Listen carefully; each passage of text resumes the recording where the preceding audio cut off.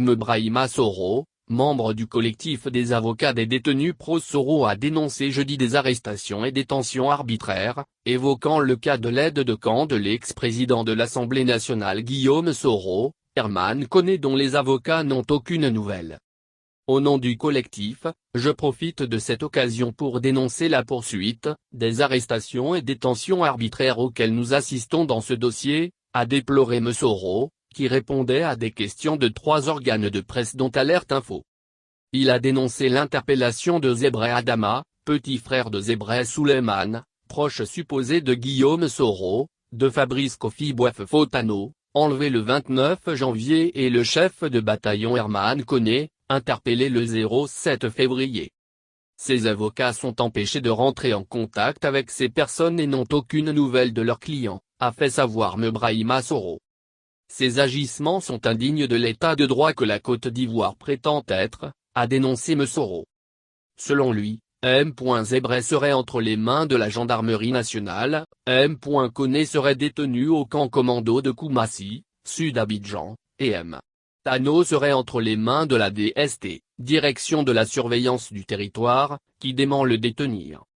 Après le retour manqué le 23 décembre 2019 de M. Soro en Côte d'Ivoire, visé par un mandat d'arrêt international pour présomption grave de tentative d'atteinte contre l'autorité de l'État et l'intégrité du territoire national, des proches de l'ex-président de l'Assemblée nationale ont été interpellés.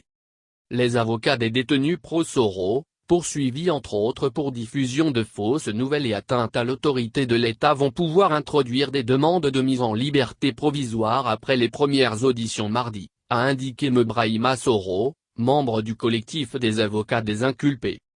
À partir de ces premières auditions, nous allons pouvoir introduire des demandes de mise en liberté provisoire pour les personnes entendues, et, nous espérons qu'il y sera fait droit, a indiqué M. Soro à des organes de presse dont Alerte Info.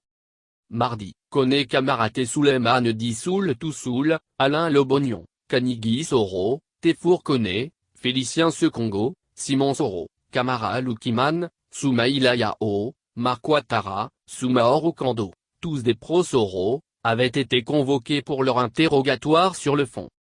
Le 23 décembre 2019, date du retour manqué de l'ex-président de l'Assemblée nationale Guillaume Soro en Côte d'Ivoire, 15 de ses proches ont été interpellés et écroués. Ils ont été inculpés et placés sous mandat de dépôt le 24 décembre pour diffusion de fausses nouvelles, trouble à l'ordre public et atteinte à l'autorité de l'État. Il s'agit pour le doyen du juge d'instruction d'enquêter afin d'établir ou non si ces chefs d'accusation méritent qu'un procès ait lieu. Ils ont été entendus individuellement sur le fond sur les faits de diffusion de fausses nouvelles, a fait savoir Me Brahima Soro, espérant que très rapidement, ces clients seront interrogés sur le fond des 2 autres chefs d'inculpation. Pour M. Soro, ces auditions sont une avancée dans le dossier parce qu'elles devaient permettre d'établir que ces clients n'ont rien à faire en prison, car les faits pour lesquels ils sont poursuivis sont d'une vacuité sidérante. Nos clients sont heureux d'avoir enfin eu l'occasion de faire connaître aux juges leur part de vérité. Cela était important pour chacun d'entre eux, a-t-il ajouté. Les autres personnes inculpées seront entendues sur le fond du même chef d'inculpation à une autre date que fixera le juge. Visé par un mandat d'arrêt international pour présomption grave de tentative d'atteinte contre l'autorité de l'État et l'intégrité du territoire national, M. Soro, candidat déclaré à la présidentielle d'octobre, est retourné en Europe après son retour manqué.